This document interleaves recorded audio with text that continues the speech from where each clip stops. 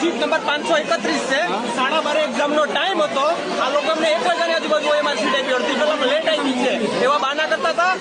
કે નંબરમાં મિસ્ટેક થઈ છે અમને ઓએમઆર આપવામાં આવી 831 નંબરની મારા સીટ નંબર 531 છે જ્યારે મને સીટ નંબર 831 નંબરની આપવામાં આવી હવે રિઝલ્ટ તો આના ઉપરથી સ્કેન થઈને આવવાનું છે તો મારી ઓએમઆર હતી જ નહીં તો મેં એક્ઝામ સેવાની આપી આ લોકો